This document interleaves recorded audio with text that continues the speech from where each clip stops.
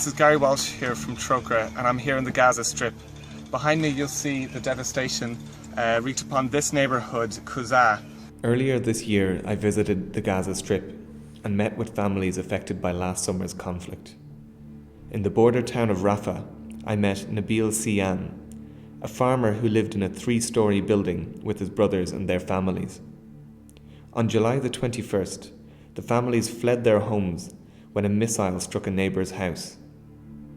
Nabil took me to the street where an Israeli drone passed above, shooting a missile that would kill 12 members of his extended family. And he showed me photographs of his wife Shireen, who died in the attack, and photos of his children. 4 of his 5 children died in this attack. بلشت أشوفهم بعدوا في أفراد العائلة إنهم هي زوجتي. I also met Rauda al-Astal, who lost 2 sons who were nearby in a beachside cafe. 8 people were killed when an Israeli airstrike hit the cafe. They had been watching the World Cup semi-final match between Holland and Argentina. هبطوها رحت والله أجري أنا بيتي قريب هيو يعني شوي عن دار بلاد قراب يعني من بعض رحت أجري كيف عنك الشرع موقف كان صعب وحزين يعني لقيت أولاد لقيت الاستراحة كلها مقلوبة رأسا على عقب والله والحمد لله رب العالمين يعني الذنب الأطفال هذولا إيش ال18 وال16 إيش يعني سووا إيش اللي قاعدين في الفوتبول كلهم مجتمعين الذنبنا يعني مقاومة إحنا مش مقاومة. Rauda introduced me to her cousin Bilal, who was there that night at the cafe with the boys. قعدت 10 دقايق فصارت الضربة.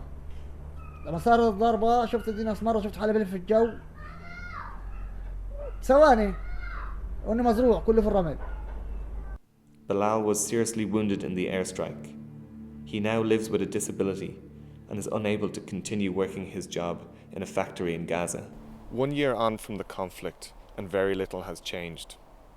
Over 100,000 people in Gaza remain without a home, and reconstruction can't begin in earnest due to an economic blockade imposed by Israel and Egypt. The materials needed for reconstruction simply can't get in. The stories in this film show just a glimpse of the human cost of the conflict. Trocaire's local partner, the Palestinian Center for Human Rights, is providing legal representation to the families in their search for justice.